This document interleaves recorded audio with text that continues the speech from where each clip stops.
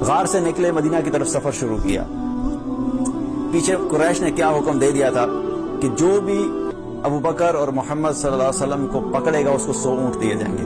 سراقہ بن مالک آپ لوگوں کا پیچھا کرتے کرتے پہنچ گیا۔ اب یہ جا رہے تھے اور ابو بکر رضی اللہ عنہ نے دیکھ لیا کہ بہت دور سے سراقہ بن مالک آ رہا ہے۔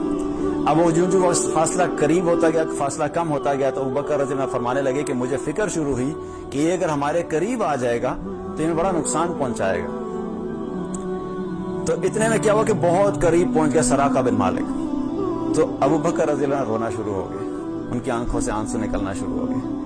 تو آپ صلی اللہ علیہ وسلم نے کیا فرمایا کہ ابو بکر کیوں رو رہے ہیں؟ تو کہنے لگے یا رسول اللہ مجھے اپنی فکر نہیں ہے، مجھے یہ فکر ہے کہ کہیں آپ کو کوئی یہ تکلیف نہ پہنچا دے، تو میں اس فکر میں رونا شروع کر دیا۔ یہ ابو بکر رضی اللہ عنہ کو فکر تھی۔ آپ صلی اللہ علیہ وسلم نے کیا فرمایا؟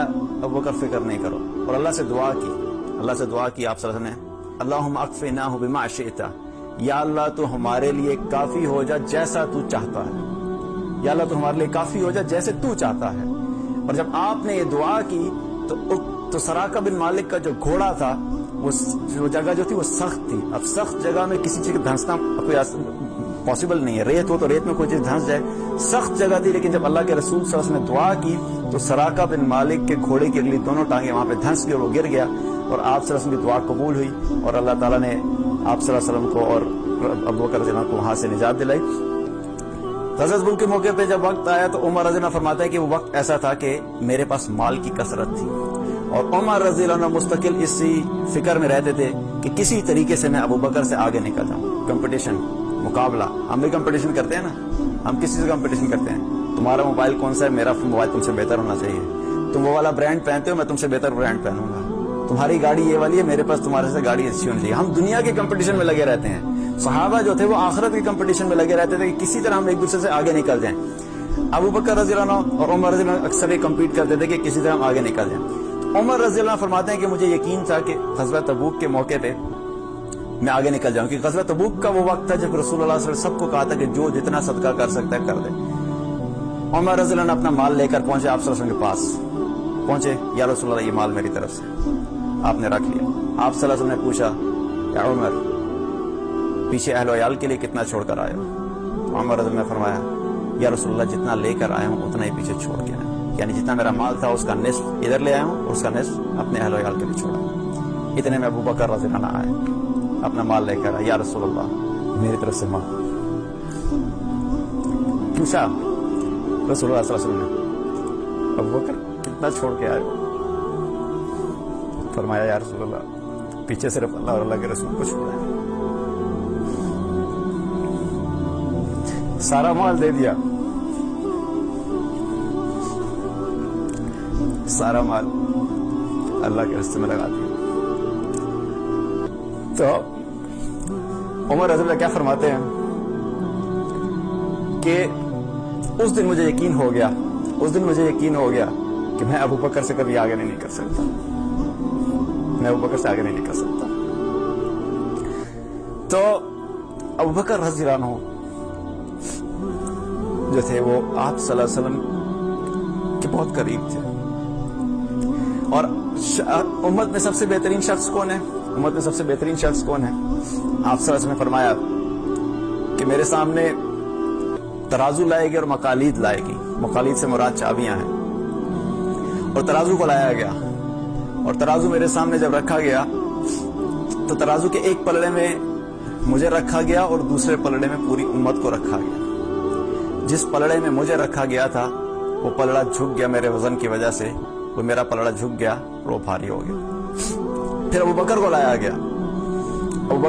گیا، ایک پلڑے میں امت کو رکھا اور ایک پلڑے میں ابو بکر کو رکھا، تو جس پلڑے میں ابو بکر کو رکھا تو وہ پلڑا بھاری ہو گیا ان کے وزن کی وجہ سے۔ تو پوری امت اور امت کا ایمان ایک طرف اور ابو بکر رضی اللہ عنہ کا ایمان ایک طرف، یہ مقام ہے ابو بکر رضی اللہ عنہ۔ ایک مرتبہ آپ صلی اللہ علیہ وسلم کے پاس ایک عورت آئی، اور اس عورت نے آ کر کہا ملنا چاہتی تھی آپ صلی اللہ علیہ وسلم سے، تو آپ صلی اللہ علیہ وسلم نے اس عورت سے کیا کہا کہ ابھی نہیں، بعد میں آنا، پھر کسی اور وقت آنا۔ اس عورت نے کہا کہ یا رسول اللہ اگر میں بعد میں آئی اور آپ موجود نہیں ہوئے تو پھر کیا کروں گی؟ آپ صلی اللہ علیہ وسلم نے کیا فرمایا؟ اگر میں موجود نہیں ہوا تو ابو بکر کے پاس چلی جانا، اگر میں نہیں ہوا تو ابو بکر کے پاس چلی جانا۔ تو آخری وقت آپ صلی اللہ علیہ وسلم کا دنیا سے جانے کا وقت آیا، اور دنیا سے جانے کا جب وقت آیا تو رسول اللہ صلی اللہ علیہ وسلم جو تھے وہ خشی ان پر طاری ہو جاتی تھی، بالکل بے ہوشی کے عالم میں آ جاتے تھے۔ تو اس بے ہوشی کے عالم میں جب ہوش آیا تو عشاء کا وقت تھا، تو آپ صلی اللہ علیہ وسلم نے پوچھا کہ نماز کا وقت ہو گیا ہے؟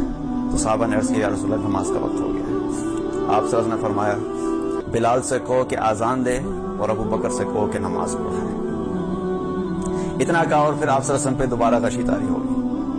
پھر تھوڑا سا وقت گزرا، پھر ہوش میں آئے، پھر یہی سوال کیا کیا نماز کا وقت ہو گیا؟ صحابہ نے عرض کیا یا رسول اللہ نماز کا وقت ہو گیا، عشاء کا وقت تھا۔ آپ صلی اللہ علیہ وسلم نے کیا فرمایا؟ بلال سے کہو کہ آزان دے، ابو بکر سے کہو کہ نماز پڑھائے۔ پھر غشی طاری ہوگی۔ تیسری دفعہ جب آپ صلی اللہ علیہ وسلم کو ہوش آئی، تیسری دفعہ آپ نے یہی سوال کیا تو صحابہ نے کہا کہ یا رسول اللہ نماز کا وقت ہو گیا، تو آپ نے یہ فرمایا کہ بلال سے کہو کہ آزان دے، ابو بکر سے کہو کہ نماز پڑھائے۔ ایک مرتبہ بیٹھے ہوئے تھے، آپ صلی اللہ علیہ وسلم نے بیان کیا کہ قیامت کا دن ہوگا، جنت کے دروازوں پہ فرشتے کھڑے ہوئے ہوں گے اور ایک جنتی کو لایا جائے گا،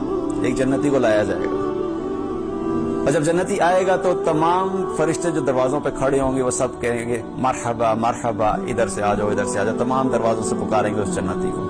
تو ابو بکر رضی اللہ عنہ بیٹھے سن رہے تھے۔ ابو بکر رضی اللہ عنہ نے فرمایا، ابو بکر رضی اللہ عنہ نے عرض کیا کہ یا رسول اللہ اس جنتی کی تو بڑی شان ہوگی، ہم ایک دروازے سے جنت میں چلے تو ہماری کامیابی اور خوش نصیبی ہے، تو جس کو 8 دروازے سے بلا رہے ہوں گے تو بڑی شان ہوگی۔ تو آپ سے فرمایا کہ ہاں بالکل اس کی بڑی شان ہوگی، اور ابو بکر وہ جنتی تم ہوگے، وہ تم ہوگے۔ 8 دروازے جنت کے ابو بکر رضی اللہ عنہ کو پکاریں گے۔ آپ صلی اللہ علیہ وسلم سے ایک دفعہ عمر بن العاص رضی اللہ عنہ نے سوال کیا یا رسول اللہ آپ کو سب سے زیادہ محبت کس سے ہے؟ آپ صلی اللہ علیہ وسلم نے فرمایا عائشہ سے رضی اللہ عنہ۔ تو عمر بن العاص رضی اللہ عنہ نے فرمایا نہیں، میں آپ سے پوچھ رہا ہوں کہ مردوں میں کس سے محبت ہے، مردوں میں آپ کو سب سے زیادہ محبت کس سے ہے؟ تو آپ نے فرمایا ابوہا، اس کے باپ سے، عائشہ کے باپ سے۔ کس سے؟ ابو بکر رضی اللہ عنہ سے۔ تو تمام مردوں میں سب سے زیادہ محبت کس سے تھی؟ ابو بکر رضی اللہ عنہ سے۔